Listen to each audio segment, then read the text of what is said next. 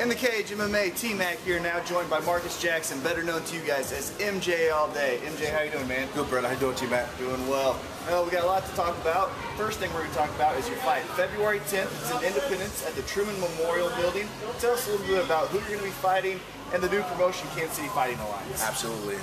Joe Rooster, my fight manager, posted board clothing, all that good stuff. They're actually throwing on their first show, February 10th at Truman Memorial Building, Casey Fighting Alliance. A lot of Grindhouse family and people fighting in that fight. It'll be a good fight, good atmosphere, and we're coming to bring the pain for sure. And then who are you going to be fighting for your fight? I'm actually going to be fighting Elias Lindstad. He's actually he has a lot of fights, you know, and he actually was ranked in the 185 for KCMA, the upper epsilon. You know, I'm ranked before right there, but actually this fight's going to be at 205 because, you know, I was supposed to have that blue corner main event for the title about 2 or 3 months ago, and I had some family issues as far as health issues, so I took care of the family. And during that time, you know, MJ all day became MJ eat every day.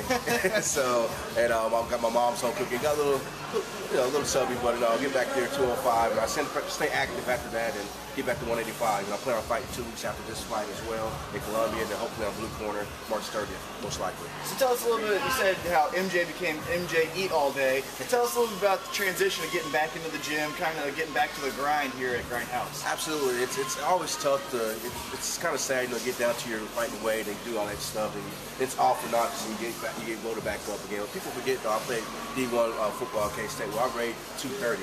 Obviously, it was all muscle, not cupcakes and everything. Right. But it's definitely that first week is definitely hell. 2 weeks, but with all the hard work we put here at Grindhouse, you know, Brian Davis and James Krause, Shark Bait, they're all pushing you to the limit. We've got so many programs. Andy Wiley's strength and conditioning. It's legit training, and once you get back into it, plus it's a family atmosphere here. Right. So you know, you got a mindset you will get to when get things done. So how do you feel about your fight? You said it's at 205. This guy also fights at 185. So both of you guys are moving up a weight class. Do you feel an advantage or disadvantage since you did play football at a heavier weight, and this is MMA, so it's a different sport, but still, nonetheless, it's still physical competition. Do you feel that you would have an advantage fighting a 185er in the 205 division? Absolutely. I think so. I think I'm not going to be as drained, and also like this is Grindhouse. You know, there's beast that train here. Right. You know, day in every night. You know, we train with beast. James Krause, like I said before, Shark Bait, Zach Cummings, Brian Davis, and some other top amateurs. When you put our list together, Dallas Browning, you know, from top pros to top amateurs, like, wow. You know, I kind of say to people like, everybody knows I'm a big K-State and play football there. I kind of tell people that, you know, the Grindhouse is kind of like the KU basketball of MMA here in the Midwest and Kansas City, Missouri. Because what that basically means is, analogy means is that basically, you know, everybody looks at chops to play KU at the same time. You know, it's gonna be a tough game, and 9 times out of 10 they'll get their butt whipped. So, you know, and that there's like the sort of when you fight a GH fighter, you know, they're gonna be convincing, they're gonna be trained, they're gonna have heart, and you know, they're in for a long night. So tell us a little bit about going back to 2011. We're going to talk a little bit about your fight career. You had a good run. You fought a lot for the Titan Fighting promotion. Tell us a little bit about how special of a year it was to fight on such a big show with guys like Jim Pulver and James Krause and Tim Sylvia, the big name kind of guys in the area. Absolutely. It's actually an honor to fight for such a great organization, Titan. Look forward to fighting them about twice, 3 times this year as well. It's just, I mean, it's awesome. Basically, I'm a fan, you know, basically got to go in and fight and sit back and relax with it. But I had some good wins, you know, and had a couple of one loss that I kind of stings a little bit, and, you know, it kind of blew up on the Facebook boards and the MMA boards. You know, as an athlete, you kind of know when you're better than a person, you think you should have won that fight or that match or whatever it is. You always want a rematch, and you know, everybody knows that's a fight everybody wants to see, and you know, we kind of squashed it since then, since the whole your mama, my mama talk. But at the same time, you know you're out there, you know that you have nothing for me, so let's do it again, get the fans what they want. Let's see it. So Phil Morgan, that's who you're talking about. Is that a fight you want to have this year? Absolutely. Or are you looking to do it maybe later? This year, I know he's talking about turning pro. Well, I mean, that'd be a first pro, good first pro fight for me as well. But I got about 4 or 5 fights to turn pro, and you know, like I said, my outline is basically do good this year. Then turn pro. I don't have a pipe draw, you know, what's the word? Pipe dream. Exactly. Sorry.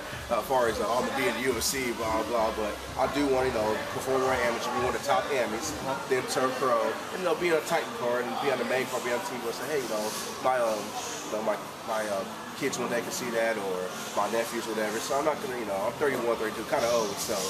Well, yeah, and 31, 32 can be a little old, but we have seen other people in MMA, you know, fight past that age and make it to a higher level, starting a little bit later.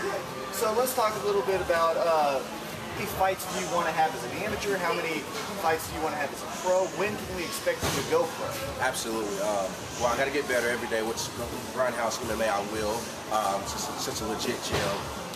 Basically, what I want to do is probably fight whole rest this year amateur. I'd say very active, about 4, 5, 6 fights this year, and then maybe early next year, just around this time, turn pro. And I think, you know, do about. You know, see what goes on. But basically, my mindset about 2 or 3 pro fights, get on TV, I'll be HD net, all this stuff. And, you know, it's time for MJ all day to retire and find MJ, Miss Jackson, and you know, start having a family, all that good stuff. You know, so we'll see. But like I said, definitely I want to try to impress this year as an amateur. I know a lot of eyes are on me, so I need to start impressing. And you know, people at Grindhouse, they like to finish fights, and I need to start finishing fights as well. So tell us a little bit about that. You are a high-profile amateur fighter. You are fighting at one of the better gyms in the Midwest, Grindhouse. Tell us a little bit about the pressure you have, or is it pressure, being Marques Jackson, MJ all day, fighting these guys who want to beat you because you're the Grindhouse fighter and you're a top amateur in the area? Absolutely, man. You get called out every day, and I kind of relish it a little bit, you know, because it's not my first rodeo, you know, playing the K-State and also junior college, also in high school, being a high-level, you know, athlete or whatever. So at the same time, you know, Grindhouse has its aura or whatever. We know we're going to get everybody's best shot. I mean, I like it. I relish it. So it's never no pressure because, like, we're family here. Like, win, lose, or draw, we're going to have each other's back. We want to win every fight. Yes. Is that going to happen? No. But as long as we put our heart out there and go out there, you know, perform if we can, don't give up, what happened? At the end of the day, it's Grindhouse, and you know, but at the same time, you know, if you come in every day, do your job, do your work, do whatever you need to do here at Grindhouse, you're gonna win. Right. Most of the time. If you put in the work, you're gonna get the results. Yeah, because our trainers, they're in shape, they actually fight, they do work, so it's like they're in there with you, they're going through the battle with you. So.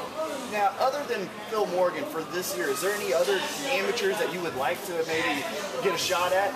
You know, I'm game for anybody, like whoever, you know, I know there's some people that call me out or whatnot who wants fights, but we'll see how it goes. Like I say, I'm not really big on calling people out really, or you know, I'm just basically, I want to fight the best and be considered one of the best. I know it's now or never now, you know, and we got some top pros, amateurs in my weight class, with Tony Cardello. Obviously, I'll never fight him, but I just want to basically fight here and also probably travel to the places and fight people out of state. I think it's what Kansas City needs to do as a whole, stop fighting each other here and go out of town and beat some people, you know. Okay. And then I think replicate KC, Matt, like that. But at the same time, I want to dominate the local scene as well. Now, before we wrap up, is there any sponsors, training partners? You mentioned Brian Davidson, James Krause, Sharkbait. Anyone else, and then any friends you want to give a shout out before we take off? Absolutely. Based on all my teammates at Grindhouse for pushing me. Coach Davidson, James Krause, Sharkbait, Zach Cummins, Dallas Browning, my family, also my work family as well for being supportive. I know I get grouchy sometimes. I got a diet and losing weight. I apologize, but definitely they're very supportive of me at my corporate job, my work. Also, all my sponsors, which I'm trying to name them all.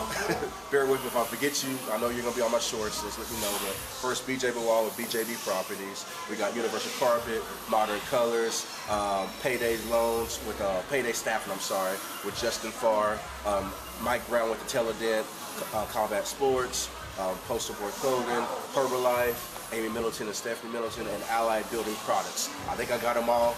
Thank you guys. Without your guys' support, I would not be able to do this, so I appreciate it so much. So you're going to have enough room on your shorts for all those sponsors, because that was a long list. Yeah, I don't know. Obviously, I actually gave it to Nate at Combat Sports, and we'll see what he comes up with, but I'm pretty worried about it. Should be some interesting shorts to check out February 10th. And like we were saying, February 10th, you will see Marques Jackson, MJ all day, along with Farron Otis, Tony Cardello, Sharkbait Gutierrez, and many more. It's going to be in Independence at the Truman Memorial Building. I am T-Mac. This is MJ All Day, and we'll catch with you soon. MJ All Day, baby.